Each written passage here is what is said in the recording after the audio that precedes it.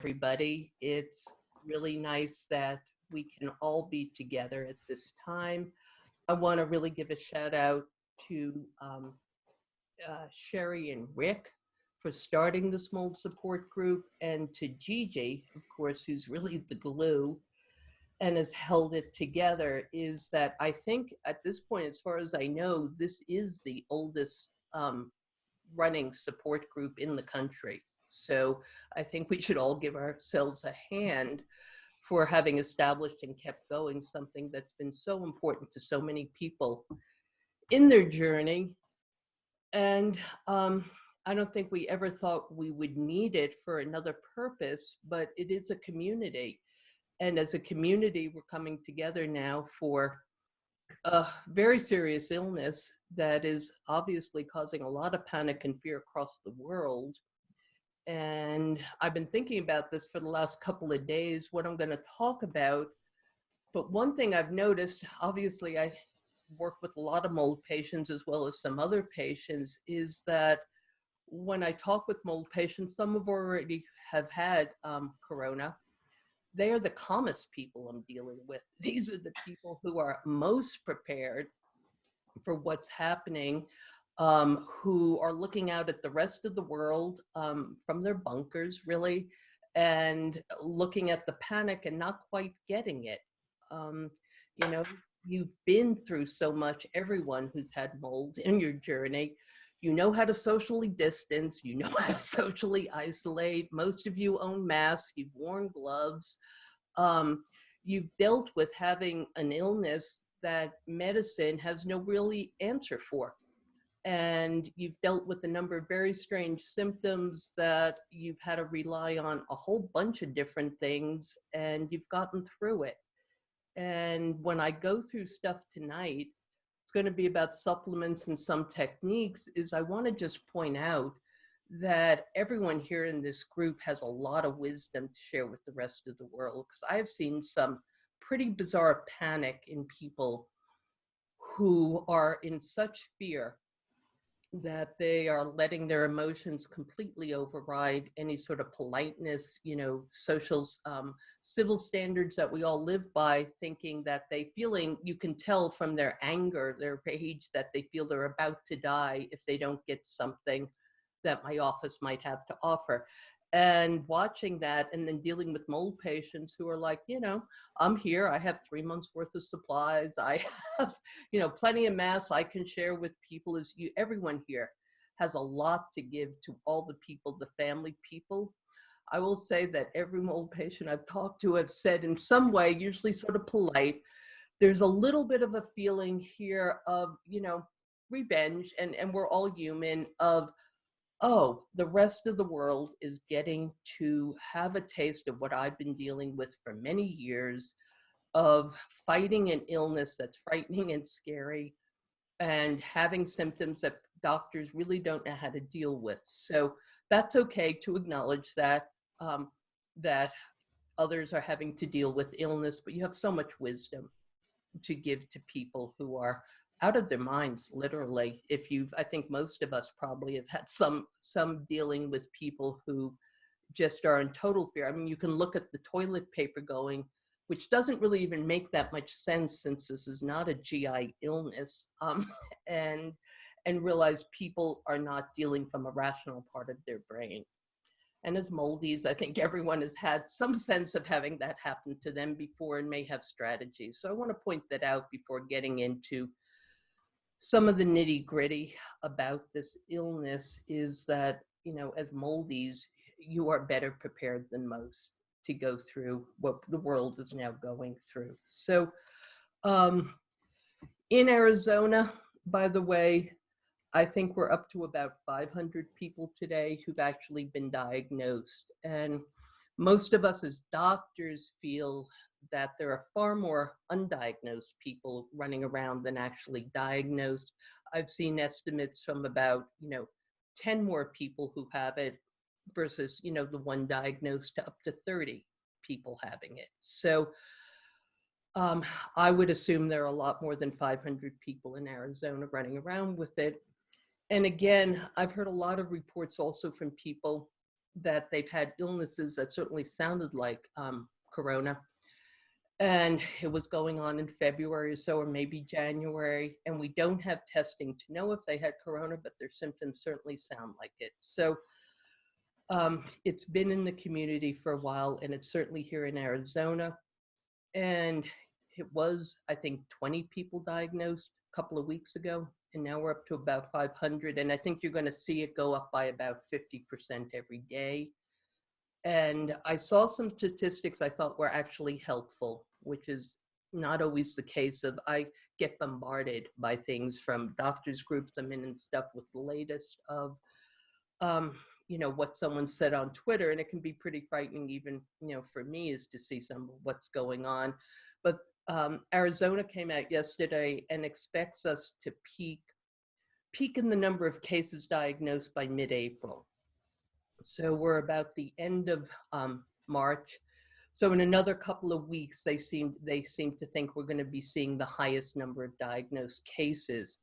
But since this illness runs a long course, at least 2 to 3 weeks, and the sickest syndromes, the syndromes that might require hospital care, tend to come at the end of the illness. They're expecting to see the need for hospital beds peak in about mid-May, which suggests to me that the restrictions we currently have, which just are a little bit short of shelter in place, are going to be going on through May. Just a heads up that I don't think we're going to be, roaming around the streets freely again after Easter. And the reason, just in case you didn't understand, is the reason that so many communities have gone so quickly to have people stop having as much contact with others is to actually what we call flattening the curve.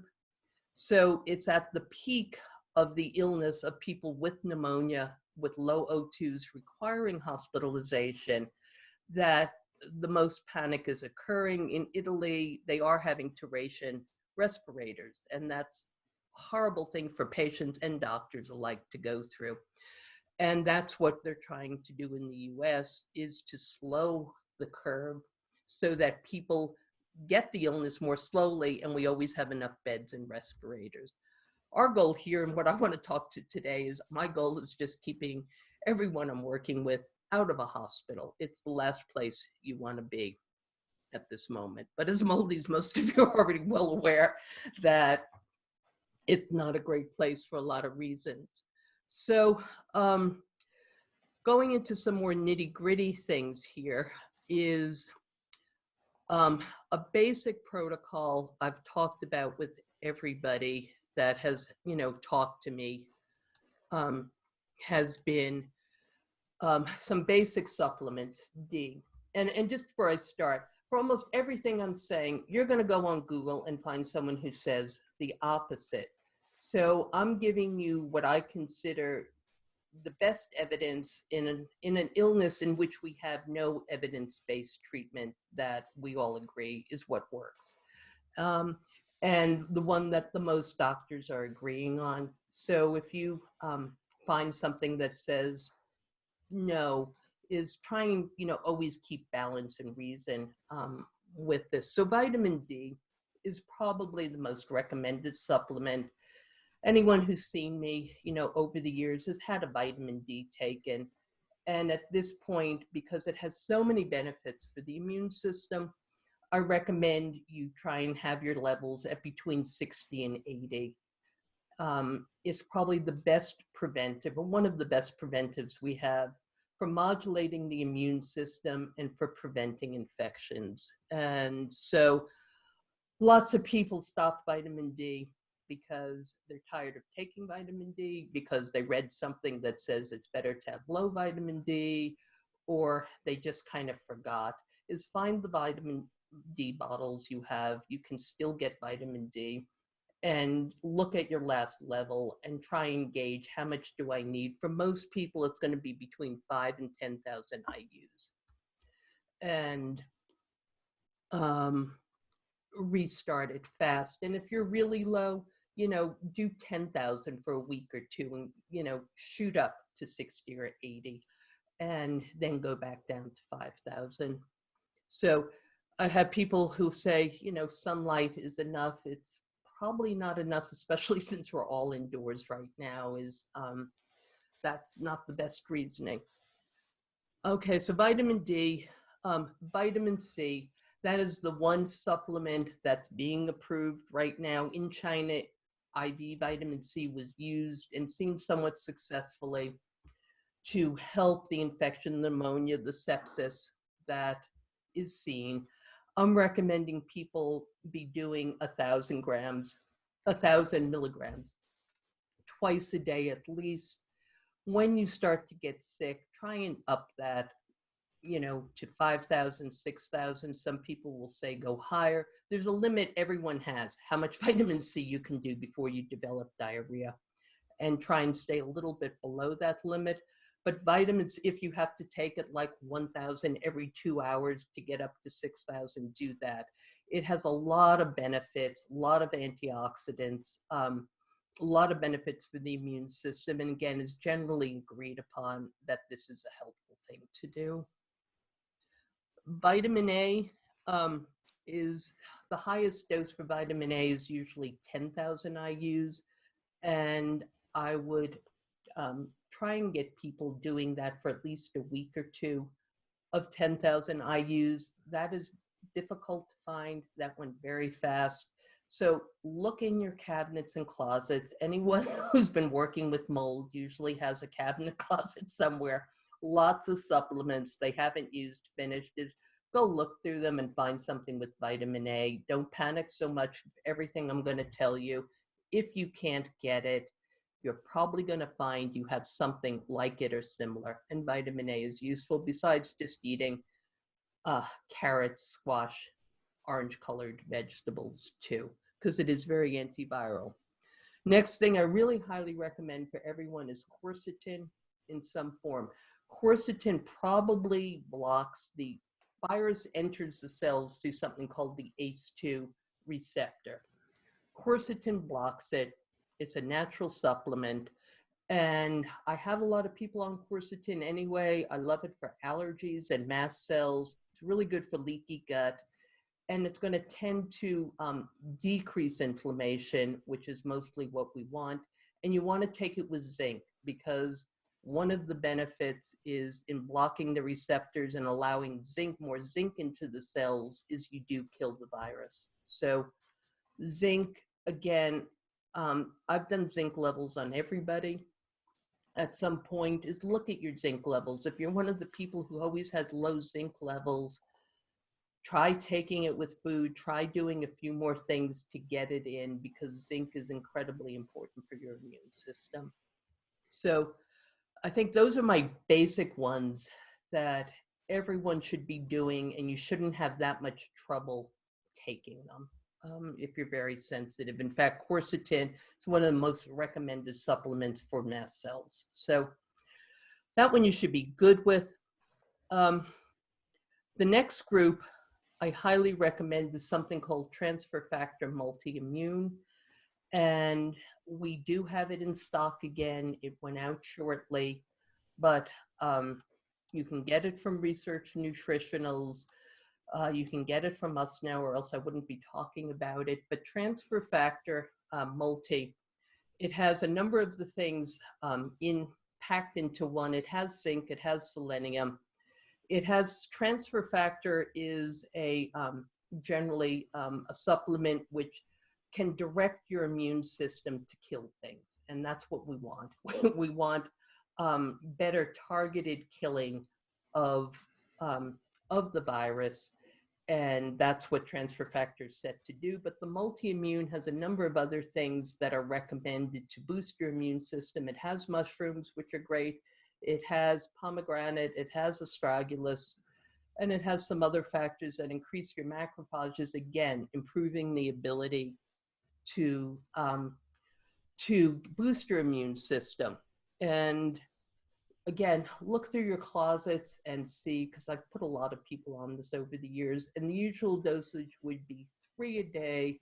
If you're coming down with the fever, try three times a day. if you really can't tolerate multi-immune, we have a sensitive, and everybody's been able to do that. And we do have the sensitive, but bang for the buck, the multi-immune is better. And some things you might notice with it if you're taking it is someone today, longtime patient, like many people, mold, lots of viruses already we've documented, and Lyme and co-infections, and sensitive, difficult time handling it. He started the multi-immune, and he notices he's now having a slight fever, like 99.5. He's feeling gross, like within 4 hours of taking it, and then feels better, and he's feeling sleepy. And I said, well, why didn't you stop? He said, because I know my immune system is doing what it's supposed to do. It's what it hasn't done, which is killing the damn things in me. So if that happens to you, don't push anything too far, but realize that's what it's supposed to be doing, killing stuff. So if you're taking it and notice that, and even if you're having a little fever, celebrate it, because that's the body's normal response. And many people have mold because they get into the innate immune response, which is the inflammation, and don't directly kill. That's why I keep coming back to transfer factors, so helpful.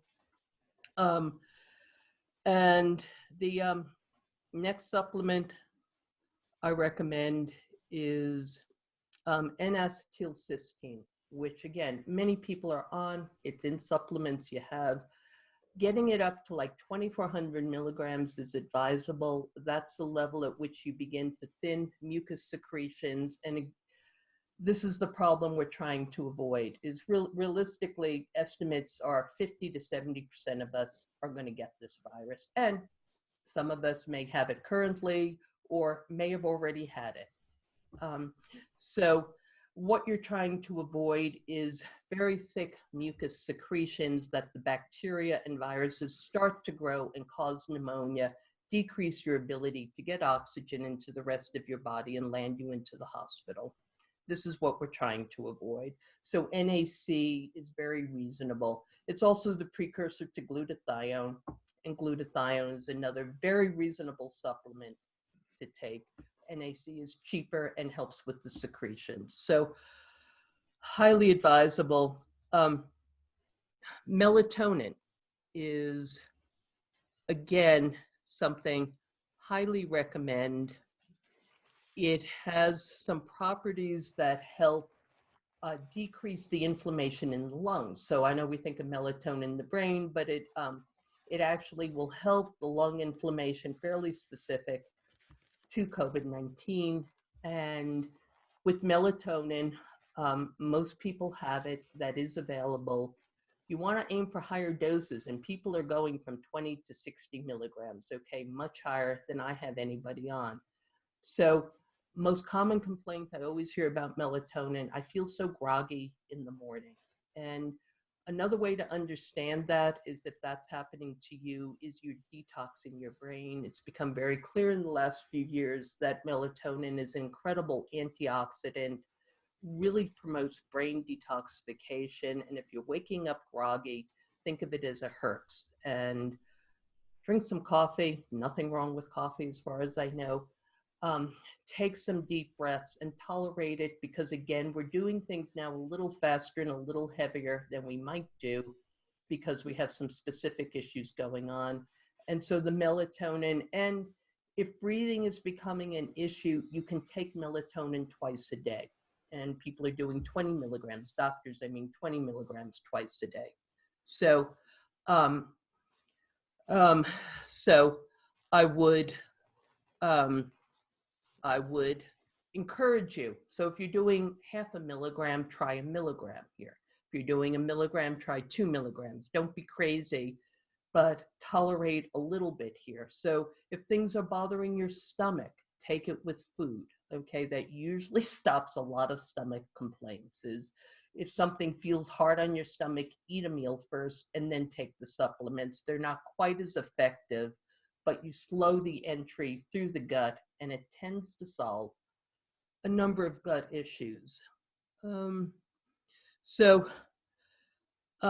Cytoquel is another supplement many of you have had because I've used it so much for the brain, but it has NAC in it. It has resveratrol, which is really helpful for inflammation. It has curcumin in it, again, really helpful for inflammation, and IL-6, which is the major interleukin increased with the cytokine storm. So that might be one you can find somewhere. Progesterone. Hormones help the immune system. And women are doing a little better, it seems, than men.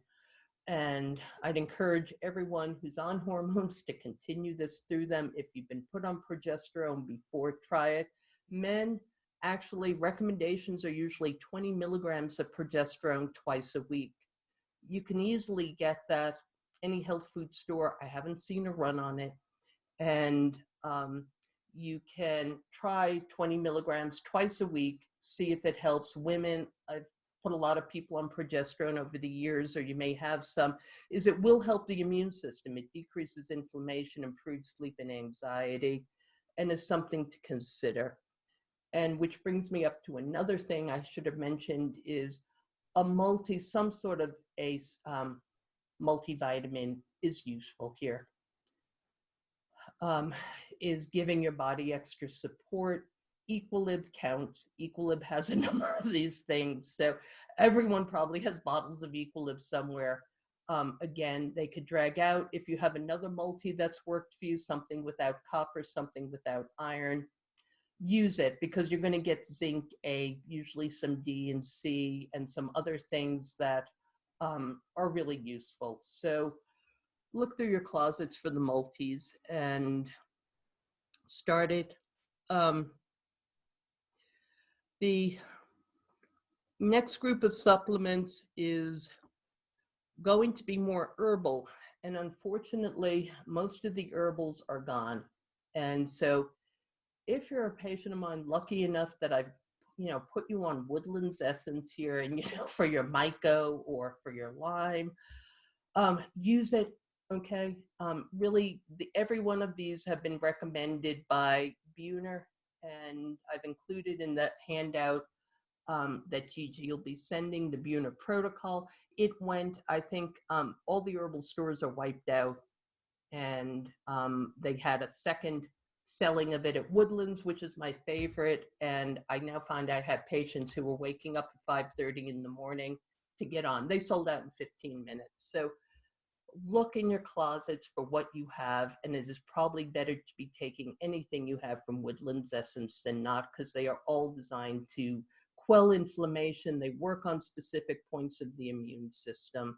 The biggest ones would be the red sage. Bacal is highly recommended, Bacal as an antiviral, and red sage as detoxification and also calming mast cells. Red root, you can probably still get red root at different places, and red root helps drainage. JK Plus is resveratrol, again, highly recommended, and many properties specific to this virus. And again, what I sent around is Buhner, who I consider a very brilliant person, has written about 2013, I think, coronavirus, what an epidemic is like, but how the coronavirus works, the ACE2 receptors, what these different herbs do, and gives you an idea of what we're trying to modulate. We're trying to get your immune system to work more specifically. That's the adaptive immune system. And we're trying to prevent your innate immune system from taking off and being too much for the body to handle. So most of these herbs do one or the other. And that brings me into a point. A lot of people have said, I'm a mold patient, I have a dreaded gene, will I survive? It's like, please drop the dreaded gene stuff. There is no published evidence that supports that you have dreaded genes, okay? I stopped measuring in 2017, so thankfully some of you don't know that, but I just want to make it very clear, I don't support the use of that terminology because nothing has ever been published that supports the concept of dreaded genes. It's been a clinical concept seemed useful, but over the years, I've seen people with, quote, double-dreaded genes get well just as well as people who supposedly had low MSH, whatever. Many, many other factors go into it, and please let go of that belief that you are doomed here. And I have not at this point had any reports that old patients are doing worse than anybody else. In fact, my impression has been, given how prepared everyone is, how much you value your health, take care of your diet, do supplements, know how to isolate, take things seriously, that you're well ahead of the crowd in all of this. So that's it for herbs. And there are some other herbs that could be helpful. Elder is helpful. One of my favorites is ginger. So it is on Buhner's list of the 7 most effective antivirals is ginger. Fresh organic ginger root. It is still available, okay? There's no run on it.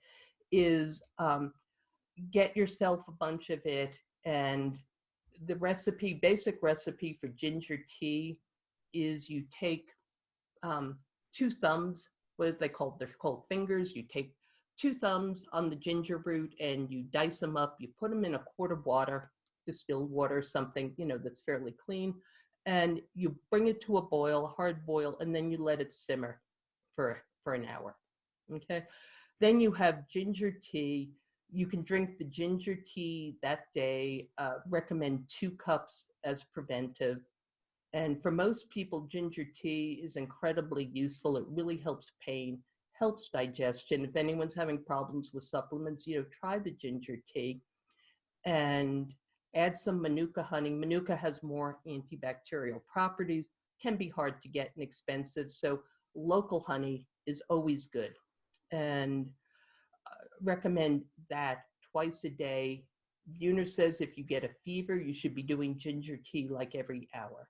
So you take the roots that you've left in this tea, and I have to say, I'm going to give some credit to Alex here. I'm not the one who makes ginger tea every night, but he dices up the roots and boils them for me every night, and I do love ginger tea. And so you take the roots, put it in your Vitamix, your blender. It's going to make a concentrate of ginger concentrate that you can put in a mason jar. And you can use that to make your tea the next day, pour some hot water and honey over it. But if you're sick and you're starting to get a fever and you're by yourself, is having that concentrate is just going to make it easier for you to get ginger in yourself every hour, for you or for your caretaker. I mean, I'm not sure I'm going to be wanting making ginger tea every hour if one of us is sick. Buhner has also recommended something called Bonset, which is an herb that is somewhat difficult to find.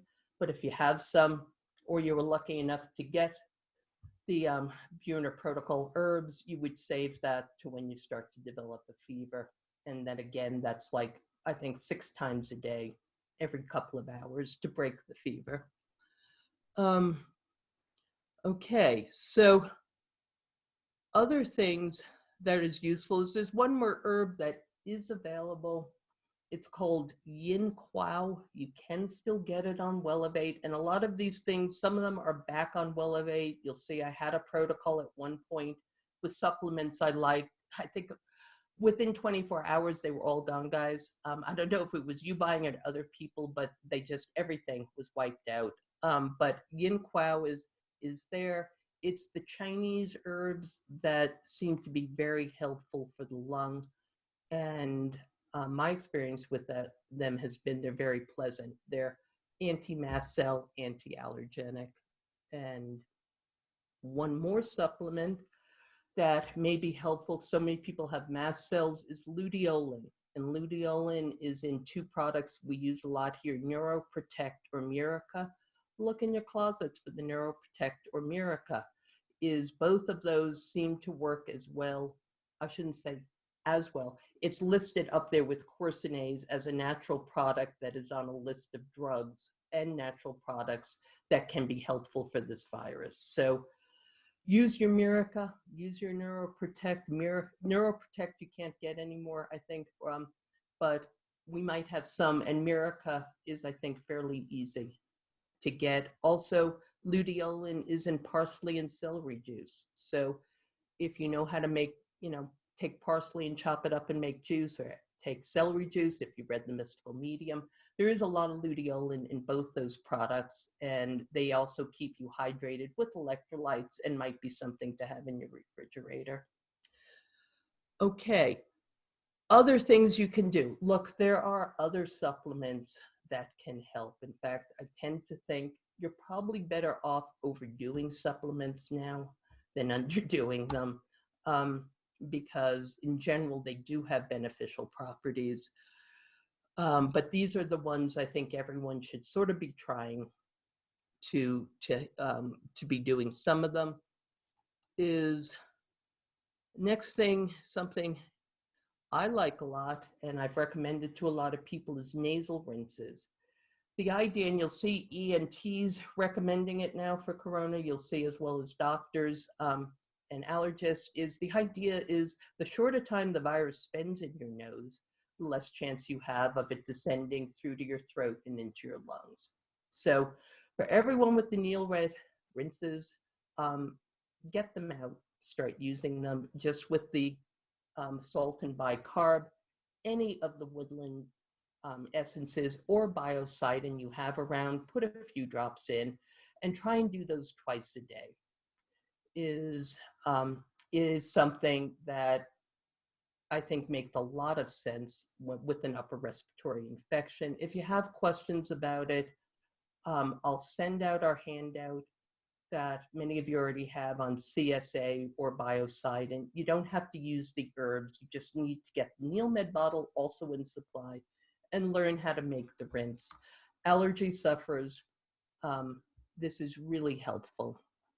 And I will say that that confusing CV-19 with allergies is something I've seen more than a few times now, including myself. I woke up a couple of Saturdays and I had, my sinuses were, stuffed, and I had a headache, and I had a little scratchy cough, and I've been seeing patients that week, and then I thought I felt feverish, and I think all of us have gone through this. I was like, oh my God, I got it. I saw and, I sort of calmed down a little bit, and I looked outside and I saw how much yellow there was, and I took an antihistamine. My sinuses drained, the headache went away. I didn't feel feverish anymore. And I suggest that if you're having a similar sensation of that little cough, the dry cough, this is a horrendous allergy season. We've had tons of rain, and it should be the first thing you do. If you're starting to get symptoms you feel might be CV-19, is take any sort of antihistamines you have, the Quercetin, Luteolin, Neuroprotect, Zyzal, Zyrtec, whatever you like, and see if some of them improve. You have saved yourself a lot of worry. And also, if you do have allergies and know them, please treat them. Again, not the time to be forgetting your Zyzal or Zyrtec, or if you're on, the H2 blockers, is they are quelling infection in a lot of ways. Allergies set off mast cells. It contributes to the congestion, the lung congestion, which we all know if you have allergies. And you want to be helping your body as much as it can. So get out the Zyzal, Zyrtec, and stop pretending you don't have allergies, which all of us do. It's like, I'm fine. And bee pollen, if you're getting honey, use the bee pollen. Those are some simple things everyone can do. Gargling. The virus descends, pretty much from the mouth or the nose. And does anyone, well, I guess you can't talk. The most common symptoms, and it seems in milder cases, are cranial nerve involvement, subject near and dear to my heart with Marcon's, but it is loss of smell and loss of taste that is now specific enough it's being considered an early harbinger that you have the coronavirus. And how does that happen? We all know it's going to travel from the nose through to the cranial nerves. Another reason, again, why you want to rinse it out. In the couple of patients I've had who we know have corona, they both had, one had loss of taste that was striking. And went from mast cell sensitivity to not tasting things. It was very dramatic. The other person had loss of smell. It's come back within 5 days or so. So that's because the virus is most likely proceeding down to the pharynx. And a treatment for that, not proven, but it seems reasonable to me, is gargle. Gargle is going to increase your vagal nerve activity, but gargling with salt, any herbal combination like biocidin you prefer, but gargling 2 or 3 times a day, again, is going to kill things that may be resting here, because we'd like to stop it here and not let it descend all the way into the lungs. So gargling seems very reasonable to do. Sweating is actually helpful for the immune system. So if you have saunas, doing them at lower dosages. You don't want to push your body into dehydration, overdo it, make yourself potsy, but use your sauna at least at the lower temperatures and try and get a sweat every day. It's not only detoxifying, it does produce a number of reactions in the body that overall help the immune system. If you don't have a sauna, hot steamy showers are being suggested for everyone because it opens the bronchioles so well. And one suggestion someone gave to me, which I think is reasonable, is there are some essential herbs that help breathing, the eucalyptus, rosemary, maybe oregano, and others may know some more that they like, is put a couple of drops in your hot steamy shower and you will sort of give yourself a steam room there, open your sinuses and breathe better. So good sleep is please shut off the latest reports. I can't tell you, I am inundated with news from my doctor friends. It seems every hour of the day around the world is turn it off like an hour before you go to bed. You don't need to know the latest counts, the latest things our leaders have done, the latest tragedies. It's just turn it off and get a good night's sleep. There is nothing better for your immune system than sleeping well. And do everything you can to promote sleep, of which one is calming, cutting down the news flow. And I should mention, tried to make it clear, everyone in the world really has anxiety. It is totally normal to have anxiety and fear around this. The tricks, and I'll give you a few, is to not let it rule you, is to acknowledge it. And I'm going to talk about a method at the end that you may find helpful. In fact, I've had 10 notifications on one group just since we've been sitting here, of the latest and greatest of what's happening in other states. But I am looking here. There is something I'm going to share on tapping. And I think that will help everybody a little bit with it's an easy method to help anxiety, but just acknowledging you're anxious, taking a deep breath, taking a hot bath, doing some other things. CBD is good for the immune system, good for anxiety, and probably you could double your dosages, everybody on it. It is going to be a healthier solution than drinking, for instance, is running the CBD. So good sleep. Some exercise. If you're still healthy, get outdoors. This is a beautiful spring, beautiful time. Find a new trail, borrow someone's dog or go adopt a foster, to help you through. And because they do need foster parents for some of these shelters, and take a long walk in nature, which we have an abundance of. The exercise also helps the immune system, helps you sleep, helps your lungs breathe better. And we are not, as far as I know, anybody cooped up in apartment buildings in cities where you're bombarded with wireless and lots of other people and really don't have the open air and space we have here in Tucson. So take advantage of it. We don't have any tourists right now. We have a lot of space. And no restrictions, as far as I know, on going outdoors. The meditation is something that if you practice it, this is a good time to get back into it. Some of the suggestions I've sent around in the letter Gigi is going to release are for QIGONG, which is easier for people. A couple of resources I find helpful that are free. You can find so many more, but everyone has time to learn something new, and QIGONG has a lot of research behind it on how it helps the immune system. If you sort of know it, find your old practice, go to YouTube, go to Amazon, learn some new practices, because there are a number of them that help the lungs, which again, the lungs, breathe better, open your diaphragm, move stagnant chi is a good idea. I've also included with what I sent Gigi are some osteopathic exercises, home exercises that I think may be very useful for anyone who knows they have it and is beginning to, enter the stages where they are having some problems with breathing, or even before. One of them is called rib raising, and they demonstrate very well, easy. Anybody can read these directions and have their partner do it on themselves. And really, guys, we all have a lot of time to do some of this stuff.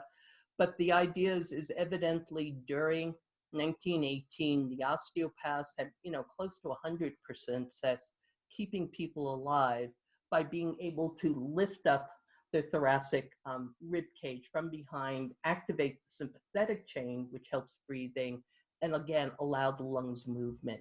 Easy technique, and there are a few other exercises there or ways to do this. And you can certainly help if your partner is sick.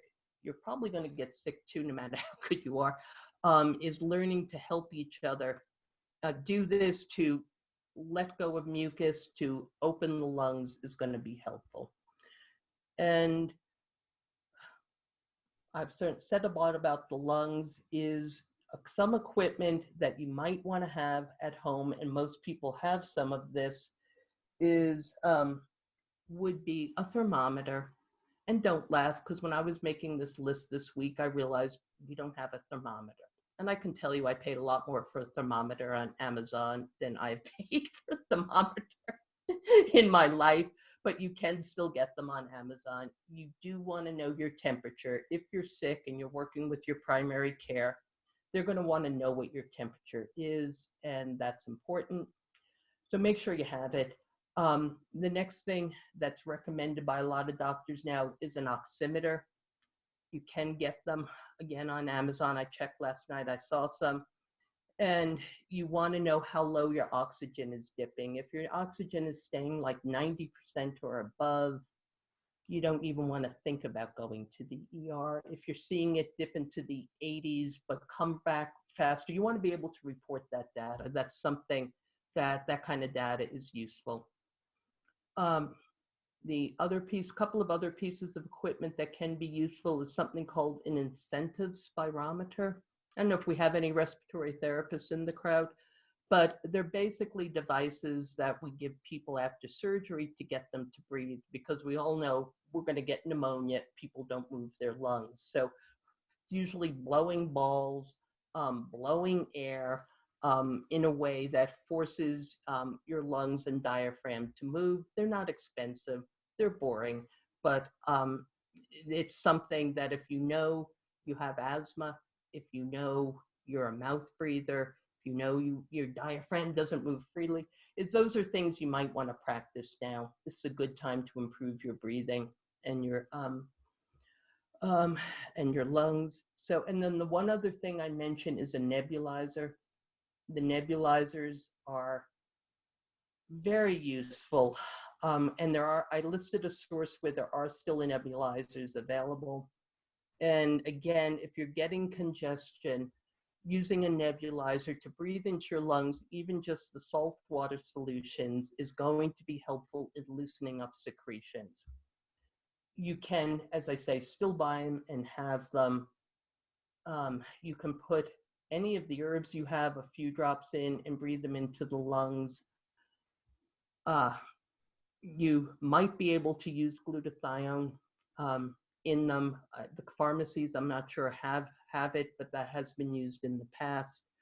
And in general, using a nebulizer is going to help the nose too if you have the mouth over it. So if you know that you're somebody who's breathing or has a tendency to asthma or bronchial issues, is get it now. I've had some people, you know, already get them. Someone said Target still had them yesterday, who currently have colds, might be CV-19, whatever, who are finding it loosens up secretions and they're feeling like they recover better, sleep better. So you can still get those. And I think I've mentioned a lot. The one thing I do want to mention, which I think everyone would benefit from, is called tapping. And many of you know it as you make a statement like, I fully acknowledge that I'm now anxious, and you tap and go through it with tapping at different points. There is an app that now has specific corona scripts, essentially, with little diagrams that show you where to tap, okay? And tapping your thymus is always a good idea for the immune system. And I would encourage you to get it. I sent the link. It's called Tapping Solutions. It's on iPhone, it's on Android, and it's really worth signing up. A lot of it, I believe, is free. And if you're a healthcare worker in any way, they're giving you a 6 months free subscription. So if you tell them that, they'll give you 6 months free. Highly encourage it. And it's also something useful. Someone today was telling me they're using it with their grandmother who doesn't know what's going on with it, but is willing to do it on FaceTime. So with the grandson, because there's not much else to do, and it does help anxiety. So that's one of the easiest, cheapest things you can do to help the anxiety that we're all feeling. So I think I have moved through the things that I think are most important for you to hear, and I can see a lot of questions piling up here. So I'm going to look at them, and if you haven't put your question in, put it in, and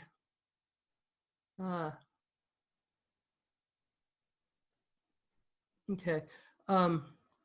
So, and again, I would support sharing, which some of these tweets, some of these chats we're already doing, is free resources available. I sent around something earlier. Some of it's actually pretty interesting, of the amount of museums, books, films, you know, views of the Grand Canyon, cams. I mean, they're really pretty interesting resources that are available free right now.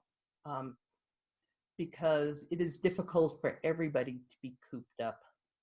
Even if you've had some practice, it gets to be old pretty fast, to be kind of confined and not be able to do some things you've wanted to do. Hi, everybody. Thank you. Everyone has said hi to me.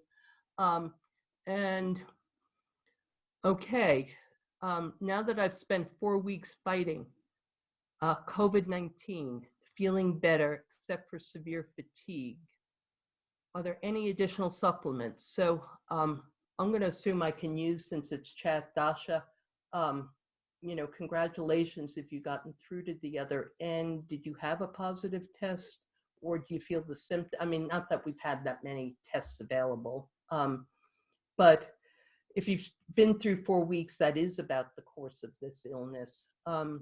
And things I would do to recover are a lot of what I suggested here, things to still help the lungs, support the body's nutrition. One thing I didn't mention, and I should because it's kind of near and dear to my heart, is homeopathy. And along with osteopathy, homeopathy had a 100% success rate in 1918 in keeping people alive. And so there are some common homeopathics that really help.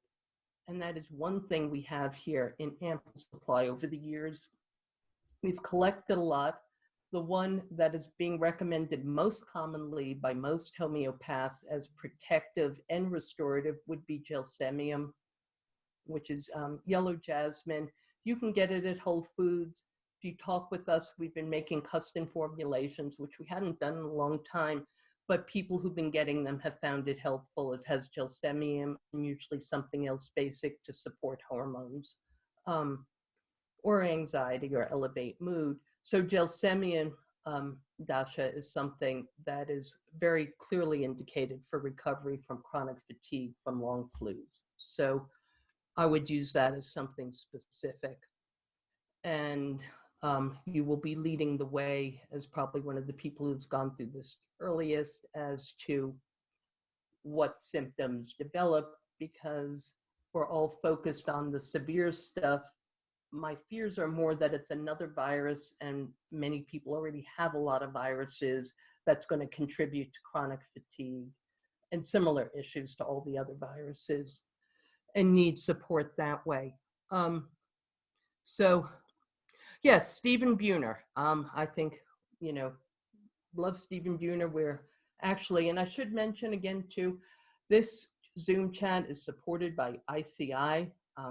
I'd hope we have a little notice there. Chris is one of our co-executive directors for ICI. It's the International Society for Environmentally Acquired Illness, of which I am the current president and one of the co-founders. I think we have more than 400 members now. It's professional, but we do have a number of patients as friends and affiliates. So a lot of you know about it, but ICI, this is ICI's Zoom account, and we have made reaching out to the public part of our mission here, especially through CV19.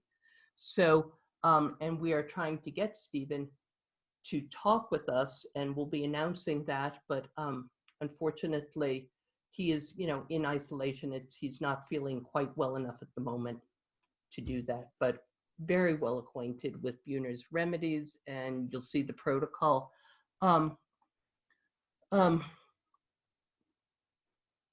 With the number of fungal species, do you mean the mushrooms that he recommends? I have not seen a problem with using mushrooms in mold patients in general. Autoimmune patients might want to watch if they're stimulating, but if you're doing mushrooms for a month specifically to fight a virus, I don't think you're going to see major issues. So I don't feel it's a mold problem at all. And the mushrooms have a lot of benefits for recovery, for energy, for the mitochondria. So I have no hesitation for anything he's recommended. For mold patients, if you get them, congratulate yourself. So rampant amygdala hijack, yes, everywhere. And the fact that you can even recognize it is if you can just learn to take a deep breath and not react to some of the craziness you can see going on from our TV, leaders, followers, even doctors, as well as patients, people. You're going to see some very, very stressed out, fearful behaviors, and that's real. And this is a time, guys, you have time, is to, if I've recommended doing DNRS or Gupta, it's a wonderful opportunity, the gift of time to do it. And people who've done it are already telling me that they're feeling it is helping them from letting their amygdalas run into the, common ground of the stream of fear and panic going around. So really good time to get out the hopper. DVDs or try Gupta, who someone was saying today is more calming for them. The voice, the meditations, and that may be useful for you too.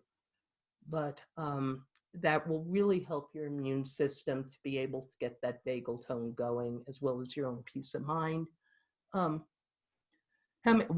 No more than 10,000 units per day of vitamin A. That's your upper limit. If you want to do 5,000 twice a day, I don't see any reason, because it's fat soluble, and I think it has a fairly long half-life. And so I'm a little cautious about saying that, but I think for 2 weeks or so, a month, we're not going to get anybody into sort of, orange skin, carotene toxicity.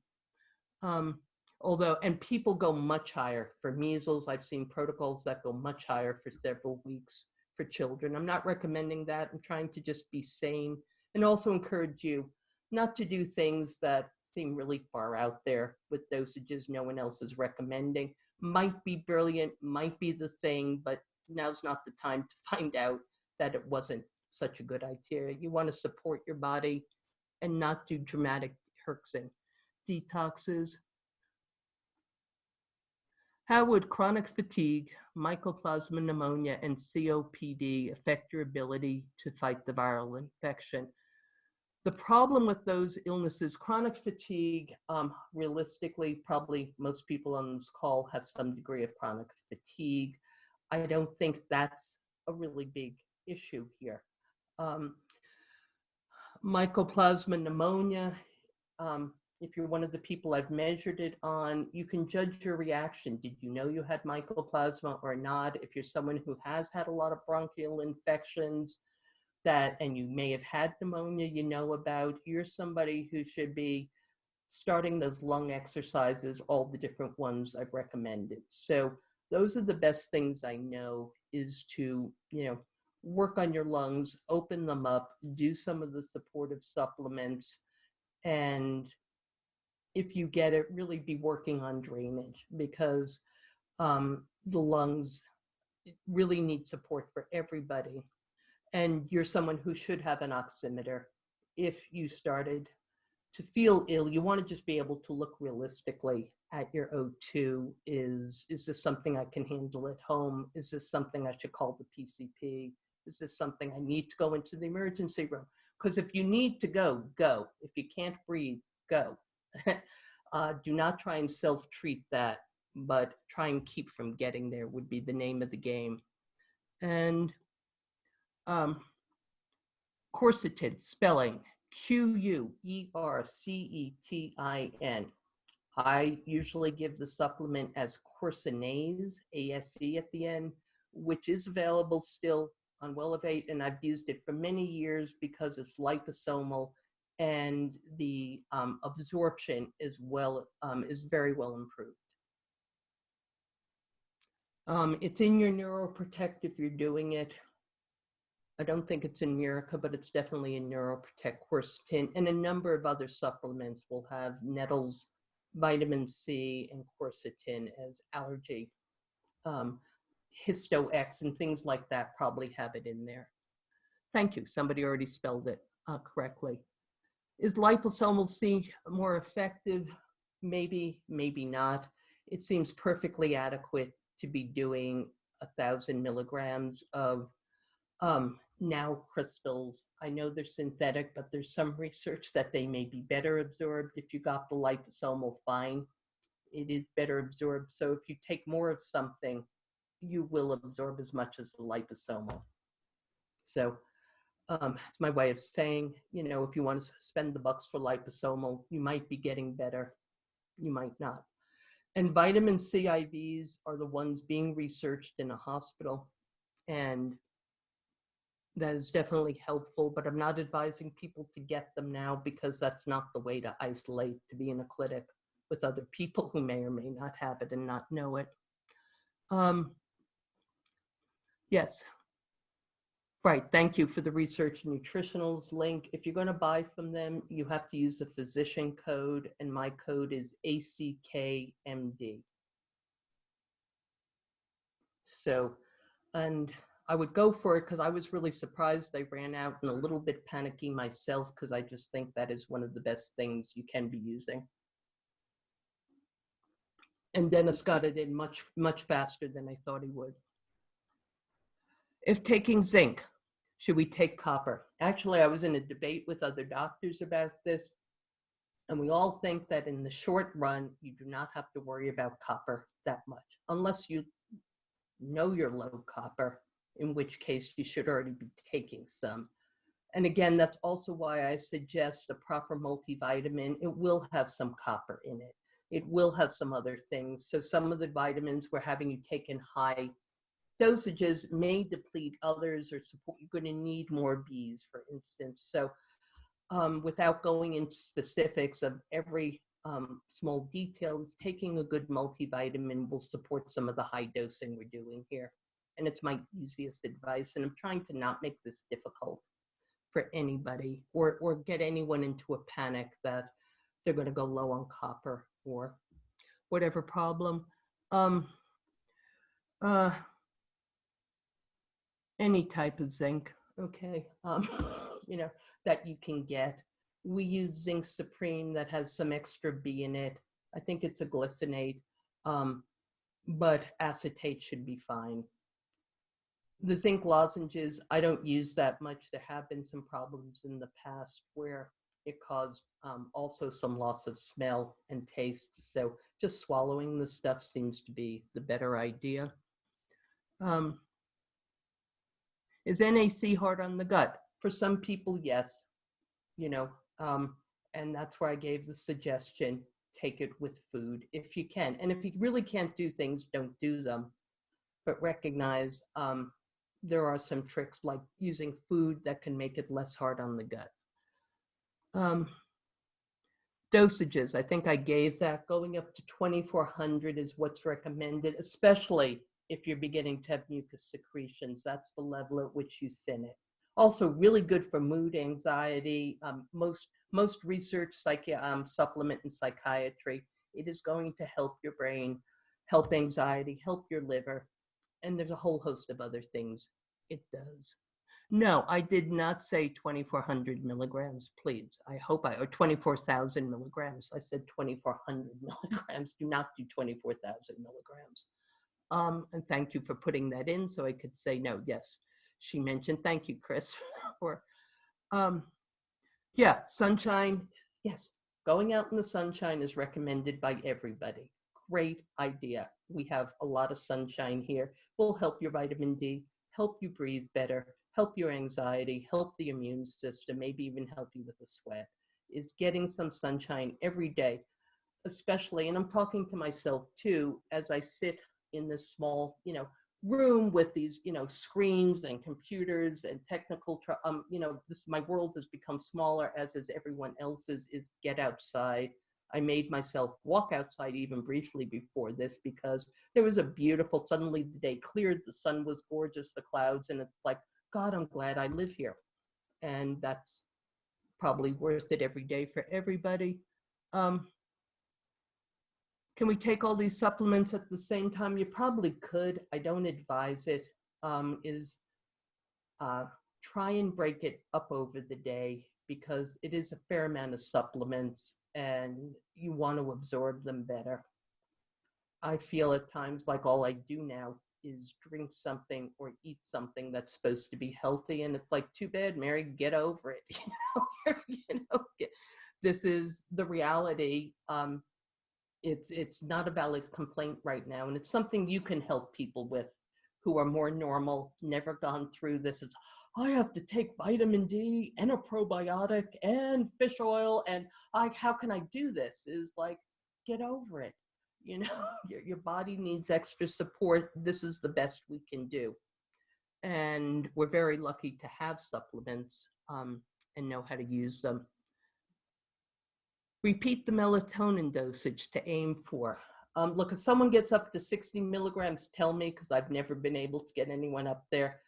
20 milligrams is supposedly reasonable. I think, if you can get yourself up to 10 milligrams, that seems to be useful. It is helpful.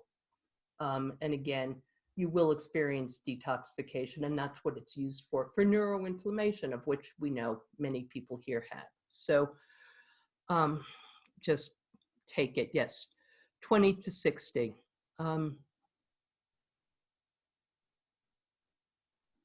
Yes, it would be really helpful to get sleep, doing whatever you can.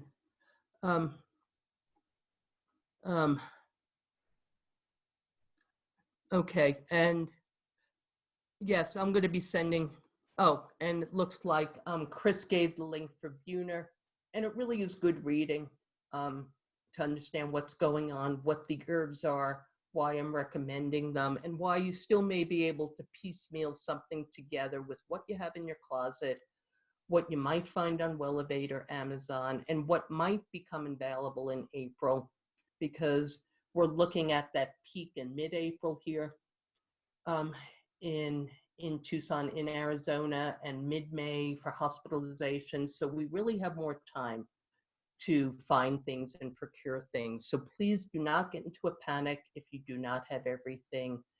I think all of you probably have enough in your closets to do fine. And we do have a lot of homeopathy here. We can make sure that everybody gets some appropriate homeopathy. So the ginger concentrate is made from the simmered root. So you want to break it down and soften it by boiling it and then simmering it for an hour. It's going to be much easier in your Vitamix to chop up. And boiling it is how you soften it and start to get out some of all the compounds. And I think most people will end up loving ginger root for what it does for pain and digestion too. Bonset, yes, thank you. That's exactly how you spell it. Yes, Yin Chow. Someone totally put it there. YINQIAO. And I think everybody here probably has a Will of 8 account. If you have some problem with it, just ask Susie and we'll try and figure it out. But it's turning out to be more reliable right now than Amazon, which is running out of things and not refilling them. So,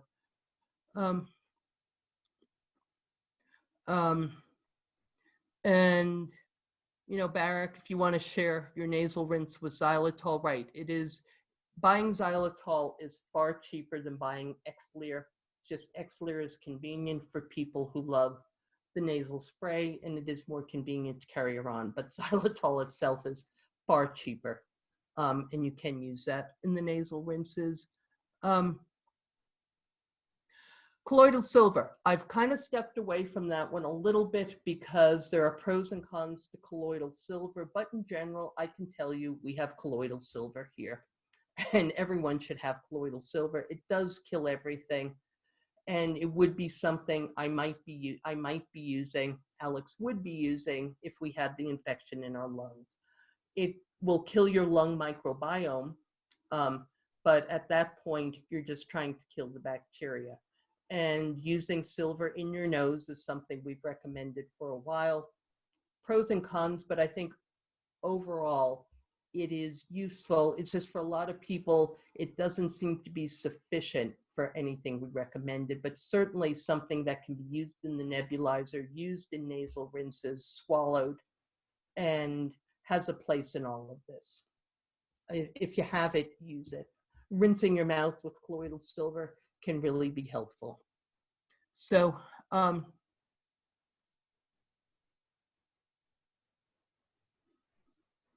right, if you've been steaming it and drinking it every morning, I would maybe continue through the virus, but then stop, because it is gonna, it's like taking antibiotics. It does kill everything. And your lung has its microbiome that's just as important as the gut. And Buhner talks about that quite eloquently, how much that's been destroyed by our febres, molds, the mines, everything we breathe in has destroyed it and made all of our lungs much more ripe for viral invasion. So, and I don't have a probiotic I recommend for the lungs yet, but you get the idea. There really is a microbiome to the nose and to the lungs. So we don't want to kill it off. Copper swabbing of nostrils. Iodine swabbing, absolutely, iodine kills things. One thing a naturopath I know has recommended, if you have SBI Protect, which a number of you do, it's kind of a very purified colostrum. She's used that for her family this year. It's usually taken for the gut orally. Open a capsule, put a Q-tip in, rub it in your nostrils and rub it around your gums. And she says that colostrum, that purified colostrum, has been very helpful for her family with viruses. So again, something a number of you may have. You don't have to run out and get it, but if you have it, you could try and see if that helps you. 2, neti pot. Neti pots are fine. It's just they're very difficult for a lot of people, and the Neil Med turns out to be easier.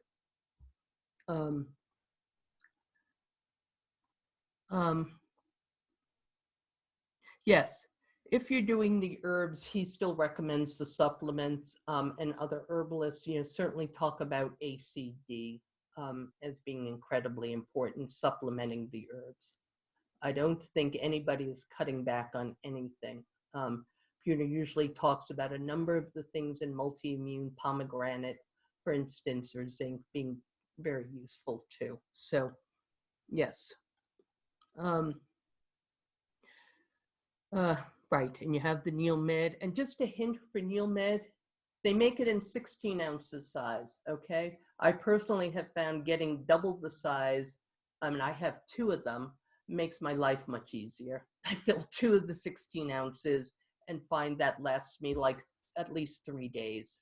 And easier than those little 8-ounce size, which kind of great to get started, but if you like it, they do make the 16 ounces, which is just easier. QIGONG, yes, and you're going to get links for 2 with the spelling, the QIGONG, 2 links of people that are free at the moment and that are very easy to follow. You can get very advanced, and there are many people that teach it, tons of free videos, and really nice to do. And the Chinese, I found pictures last night where the Chinese were doing it in their hospitals. They had all the workers doing Qigong, doing lung Qigong exercises, which they were using traditional Chinese medicine. And that certainly is part of what they have used. Yes, know what your typical temperature is. So with the thermometer you have, you know, I have some people who run 96, okay? A fever for you might be 97.5. If your typical temperature is 97.5, and that's not uncommon, a fever for you might be 99. So know what your typical temperature is, and 1.5 points above that would be considered fever.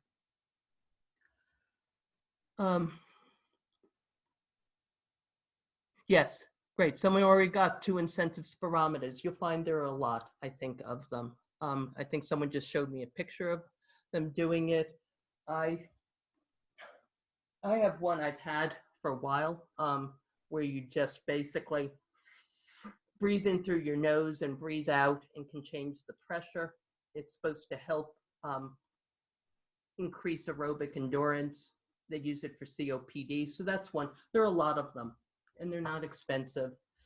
And things that you might not have done because, like, why you now, like, everyone has incentive to try them again. Singing exercises, absolutely. Vocalizing, moving your diaphragm, yoga, all of that is good.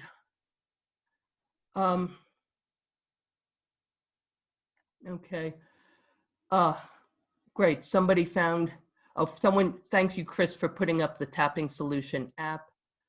And the portable ultrasonic nebulizers, I think they've gone pretty fast on justnebulizer.com. So you may have to buy the battery ones and plug them in, but you can get them. And a lot of people have nebulizers. I found a couple from Woodlands who was doing, you know, having us use nebulizers for Marcons a while ago. They're for the nose, but I was now more motivated to open the box and use it. I think I regretted throwing out one. I think a lot of people I've heard have sort of regretted how much they've cleaned and what was useful now and they can't get. So look in your closets again to see if you have some of this stuff. Oregano oil, said to be very helpful for the lungs, for the nose, antifungal. I'm not sure about antiviral, but again, something that might be useful. And can certainly be added to the eucalyptus rosemary to breathe. So is there an antibody test? There are certainly ones that are being developed. It seems like everybody has a test. Great Plains is developing them, Zoomer, Buhner. Everybody is in this game. I'm not sure how valid all of them are, but I'm hoping just LabCorp at some point in Quest have normal antibody tests the way we take it from Mycoplasma, so we can figure out sometime after the fact how many of us really did have CV19 before they actually announced it, or did you have it and not really know it and get it afterwards. So I'm very interested, and all the doctors are very interested to see antibody testing, which is more accurate than the PCR that's being used.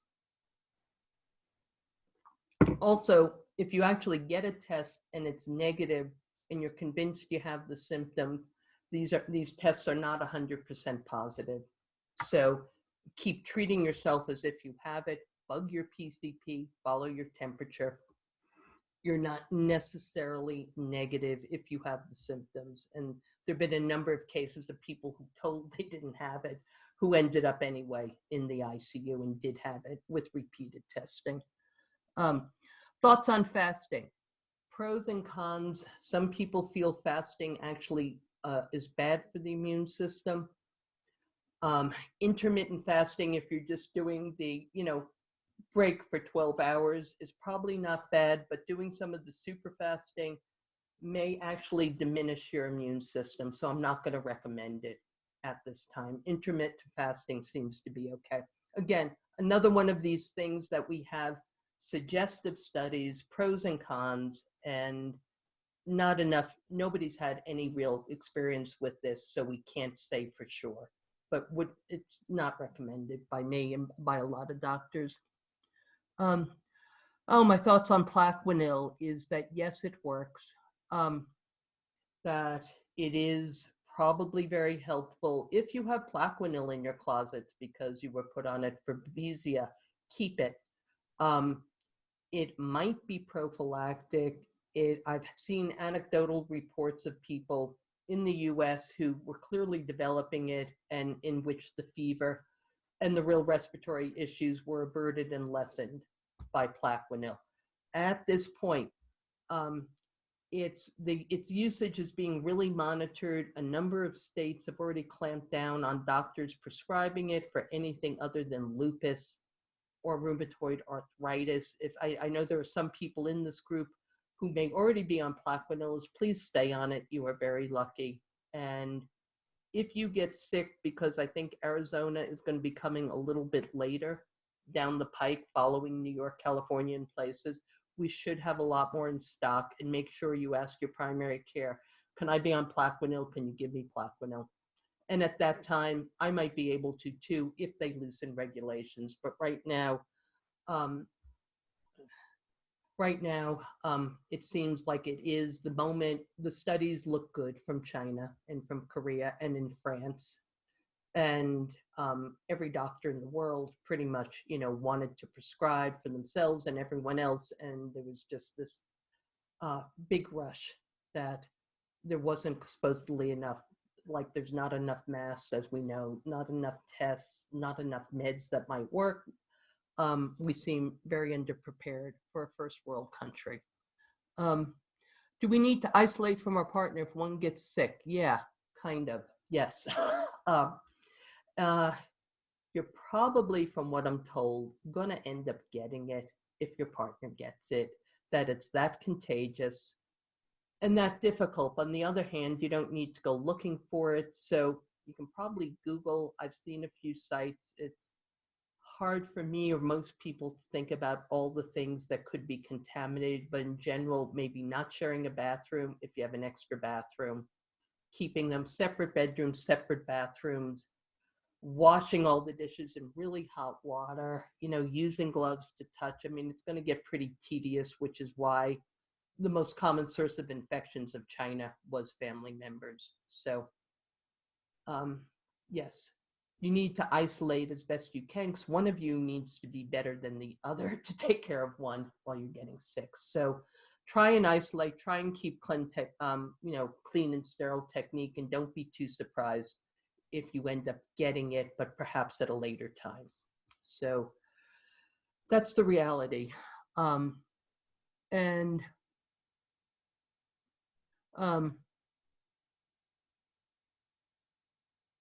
think I answered colloidal silver. Yes, you can mix biocidin with colloidal silver, as far as I know. And thank you, ICI, yes. And I don't know about using mild hyperbaric. If you're lucky enough to have your own chamber, continue using it. Don't share it with anybody. And I would not recommend going into any joint chambers at this time. So I don't know if it would help. I think it should, but I don't actually know. Yes, DNRS and Gupta. Um, oh, um, and right. So, with any of these treatments, like someone is saying they had a difficult time with hyperbaric, not the time to try a lot of new treatments and find out you don't react well. Okay, kind of save your strength, save your recovery for what we know is happening. So if you've not done hyperbaric, probably not the time to do it, etc. And andrographis, yes. Klinghardt, it's his first recommendation. Buhner says no. If I had andrographis, I would be using it as a preventive. There's certainly no harm. And alinea, if you have alinea, there is literature that it is antiviral. However, I will point out that I found a trial showing that in people, they did a trial in Mexico with alinea that showed it didn't actually work in clinical circumstances in blocking a viral transmission in a hospital. So I think the evidence is out, but there is good data in test tubes and such that it does have antiviral. So if you have it, take it. I haven't been recommending it except to say if you have it, you certainly could try it. Guaifenesin should absolutely help decrease secretions. And again, if you can find that could be quite useful. I think Costco usually has it. It's a favorite of Dr. Gray's. If you're one of his patients, he has used it. And if anyone knows where they can get it right now, I think that's very reasonable to use. Yes, if everything else fails, Xanax, if you have it, can be used, certainly. It is much better to stay calm than to completely freak out. It doesn't help your immune system, doesn't help the people around you who watch the flip out, or the people you may be unleashing the flip out. It doesn't help anything. Monolaurin, a lot of doctors have recommended it. If you're on it, please stay on it. I'm not sure. It tends to be a longer, slower drug, but if you have it, by all means use it. One thing I do recommend is olive oil. And olive oil has the anti-infective properties of olive leaf, but it also, according to Buhner, helps the cilia move better. So I've been recommending to a lot of people with mycoplasma doing at least 2 tablespoons or 2 shots a day. 3 tablespoons is probably better. Gundry, if you listen to him, has people going up to 12 tablespoons a day for a number of reasons. But a good extra virgin organic olive oil is very healthy to drink a couple of times a day, besides what you're putting on food, and can help the lung cilia and infection. So very easy recommendation for most people. Yes, low dose naltrexone probably helps decrease IL-6. The consensus among doctors I work with is certainly stay on it. If you're on it, it is overall quite helpful in modulating the immune system. If you've been told to start it and have it lying around, might be the time, while you have some time, to start going on it slowly. So that would be my exception. A lot of people have a lot of things. I've gone through some people's closets here with them on our telemedicine and have been amazed, guys, how sometimes you haven't done everything I've asked. You have a lot of extra supplies. Is bring them out and wonder, like that's a good question. Would it help? Probably does. Definitely helps decrease IL-6 and would not be something to stop. I think Chris posted the app and I'm sending around an email. And if you're on your iPhone or Android, just put in tapping app, tapping solutions, and it comes up. And they have like 10 Corona protocols and directions, again, how to tap. Oh, someone's up to 30 milligrams of melatonin. Amazing. There is no other company for Buhner herbs that I'm aware of. If somebody knows, let me know who actually has the Buhner herbs. But I think even Mountain Rose and iHerb are out of anything that you can make them. So you have to looking at Cytoquel, seeing it has Japanese knotweed in it. So anyone who has a resveratrol product, that's usually made from Japanese knotweed, so I'd advise taking it. you have any of the niacin, niacels, again, you may see that it comes from Japanese knotweed, and that's very useful to take. That code, Kevin, ACKMD, is so you can get into research nutritionals and buy transfer factor. Is going to the grocery store safe? You know, I recommend gloves and a mask. I might get a little pushback in my own household from that, but that's what I recommend. I like gloves better than the hand sanitizers, which I don't personally like. If you don't mind them, that's fine, but I just really feel safer with gloves than counting on this alcohol solution. So I recommend gloves, and I think the correct protocol: put on a fresh pair, go in, do all your shopping, come back to your car, put them in a little garbage bag you have, and then grab your steering wheel, which you then have not contaminated. So that is the protocol that I've seen suggested. And the mask, I think it's useful. Most of my moldy patients have masks somewhere. I think even a bandana is better if somebody is sneezing. And there are, as we've all realized, a lot of unconscious people in this world who just have not a clue, really are still, I still have people, it's like, well, what's the big deal? Okay. Or don't really seem to notice they're coughing or that they have fevers. So you got to protect yourself. And again, most people in this group are well aware of how unconscious people can be about everything. Like mold, what's the problem? It's same thing like coughing, what's the problem? Wear the mask, protect yourself. Yes, it is the nanoparticles that's an issue, and maybe, you know, effects in the body we don't fully understand. Again, short term, it is probably, not probably, is, as far as anyone knows, totally safe, and the benefits outweigh the risks. I'm just not into long term, even if you don't have blue skin.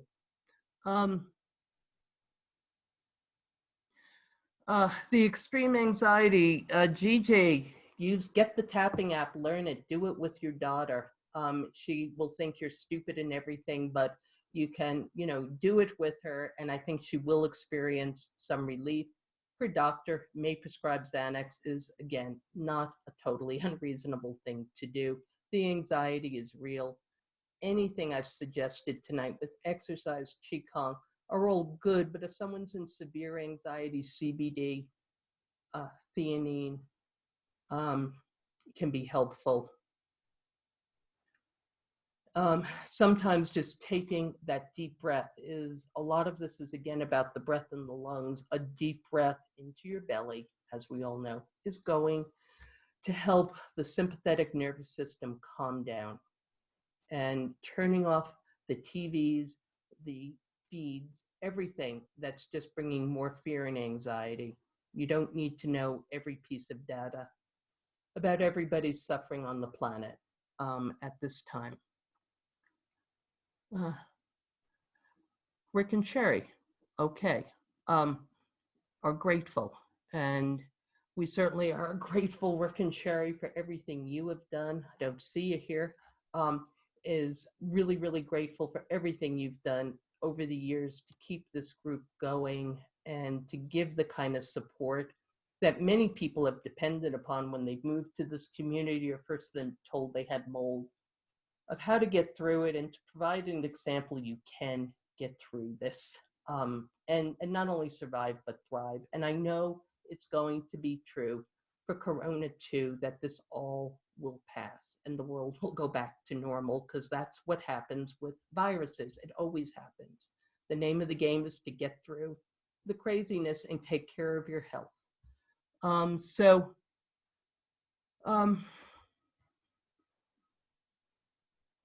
Do I think EMFs are a problem? Yes. As I sit here totally surrounded by computers, locked into little webcams and talking with you, is yes, I do, which is why I advise walking outside. I don't think we have much 5G in Tucson. We don't have it up here. I can barely get the bandwidth to talk on the internet for Zoom, but getting away from EMFs, turning them off if you're sensitive, I don't think they help our cells. I don't think they help our body. So it is advisable, I think, to limit exposure to EMFs in any way you can. And yes, Taja, totally. That's what I used to do. I remember, boiling water in a big pot, and you take a towel and you put it over your head and you breathe the steam and you put your essential oils in. Works really well, and everybody has access to the water and pot. And that is a great remedy for sinuses. You can put all sorts of stuff in it, and it's very easy to do. So thank you for reminding me. It is something I've certainly done in the past.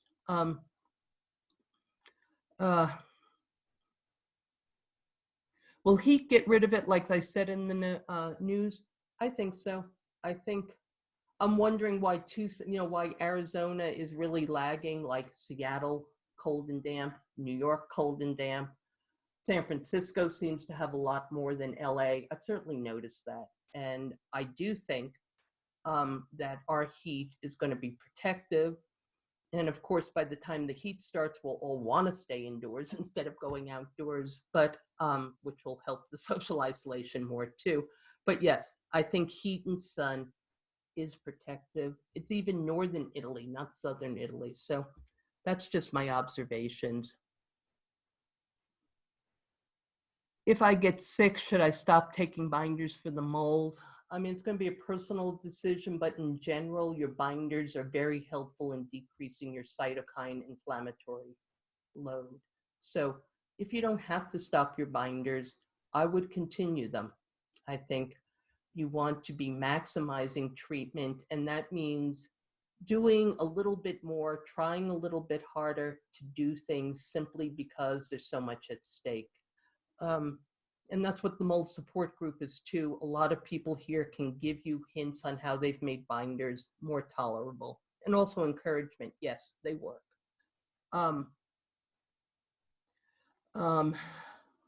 And I agree that if you have a spiritual practice in any way, this is the time to brush it out, use it, and strengthen it, because it is another route to understanding that a lot of what's going on is a lot of fear, a lot of anxiety, and a lot of, lack of feeling safe, lack of trust. And if you can find a way to feel more trust safely and use your intent, which is prayer, to pray for your safety and others and health, you're in a much better place than somebody who believes there is nobody that helps them and they're all alone in the world and this is their one life and they better hang on to it no matter what. So my personal opinions, but in study after study, people with religion do better with their immune systems too. So, and it doesn't matter, I think, what religion it is.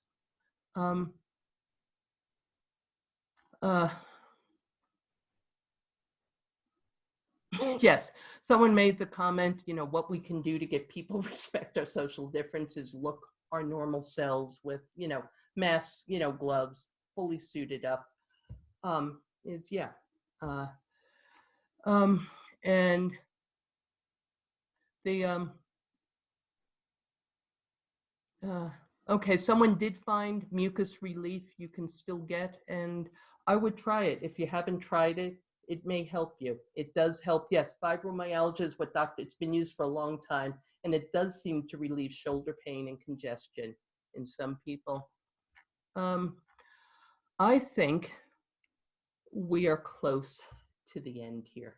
I think I've answered most questions, given you an idea, given everybody some ideas of something they're not doing that they could be doing that's, not a lot of bucks and can help you being sustained. So I want to thank everyone here for your support in this whole project, the Mold Project. Just remind you again that everyone here has gone through this health journey, has so much to offer, like a daughter who may have rejected you for your, quote, craziness, who now is in total anxiety and really does need the support you can give with your wisdom you've gained through a health journey. And many families, I've seen it in multiple families, with someone who's been the major naysayer of, like, you're crazy, my doctors say this isn't real. It's usually a Kaiser doctor who's not letting their nurses even wear masks.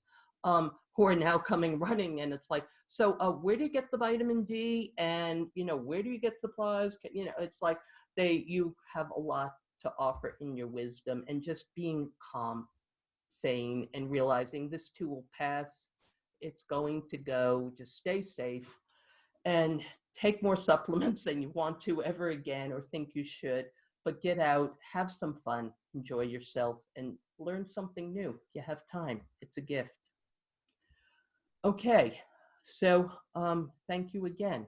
And I'll turn it over to, I guess, Rick and Sherry, or Gigi, who's ever leading the meeting. And I will announce that since it looks, my guess is that the next few months are going to have restrictions on social distancing, as ICI is making these resources available now, and that I believe that these resources will be available for the next couple of meetings at least. And I think by that time, everyone on the planet will know how to use Zoom easily. So anyway, have a great night.